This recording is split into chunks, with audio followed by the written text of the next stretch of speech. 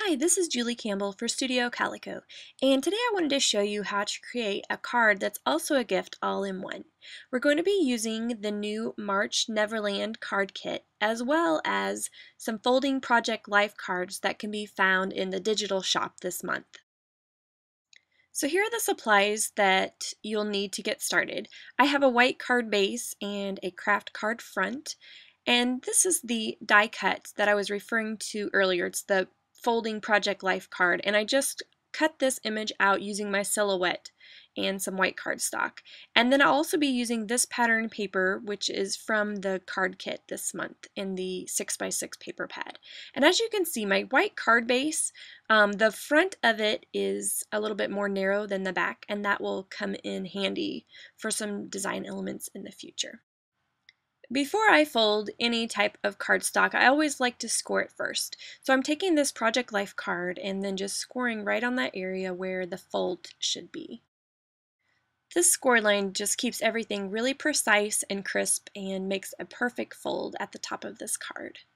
So I'm just pressing down with a bone folder to make sure it's nice and flat. And I went ahead and trimmed a piece of the pattern paper to fit inside of this folded area.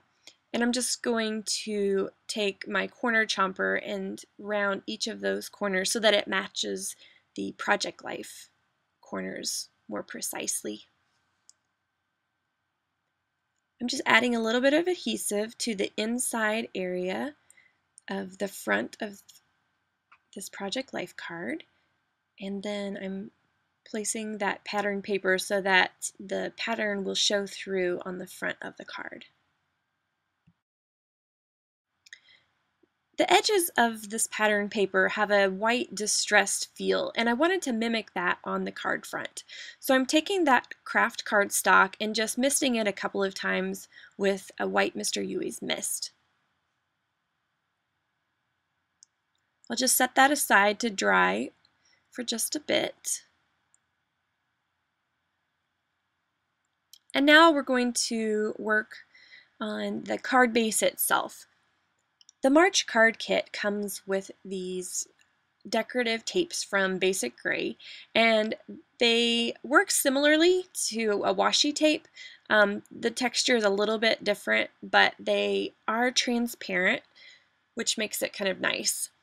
You'll be able to see this nice crisp card base through this tape. So I'm just adhering it on the edge, and I like that New York City print that you can see right there, so I kind of positioned it so that that would have center stage. And then I'm just trimming off the excess and saving that for another project. The main scrapbooking kit this month comes with these really fun rub-on transfers from the Amy Tangerine collection, and they match perfectly with the pattern paper that I used earlier. So I wanted to use this little cityscape image and apply that to the bottom of my card front. So I'm just taking a bone folder and going over, just rubbing over each section of that image. And whenever I take the protective cover off, I just want to go really slowly because a lot of times there are little bits that didn't get transferred. So just kind of take your time with it and everything should transfer really nice and easily. This stamp set is part of the card kit, and I want to create a birthday card. So I'm going to be using the happy sentiment that is a little bit larger and has a more of a scripted font.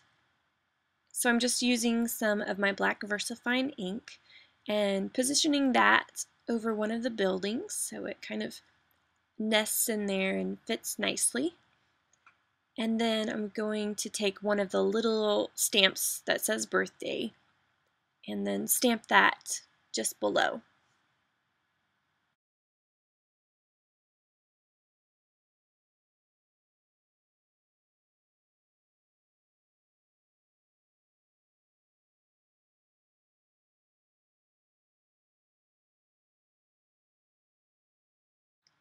Now that the card front is finished, I'm applying some adhesive to the card base, and then I'll just go ahead and adhere those two pieces of cardstock together.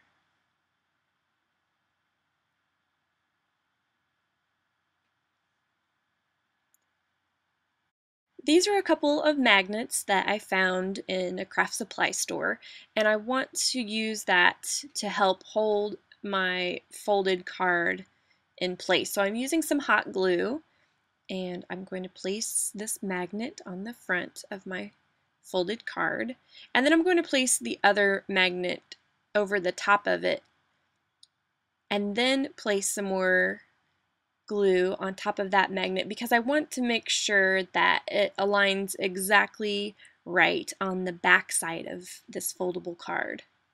So it just needs to cool and dry for just a minute or so that everything stays in place.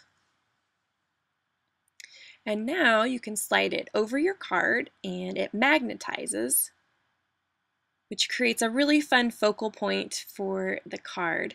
And the really neat thing about this is that not only is this a card, but it's also a gift. These little magnetized cards make the perfect bookmarks. So imagine that this is not a dictionary, that it's actually a novel that you're reading, but it happened to be the book that I had in my craft room at the time. But as you can see, this works really nicely. It holds the bookmark in place and you can remove it later for another good read. So I hope that you've enjoyed this project. It's a fun little twist on creating a card, and I hope that you enjoy your card kit for this month. Thank you so much for watching.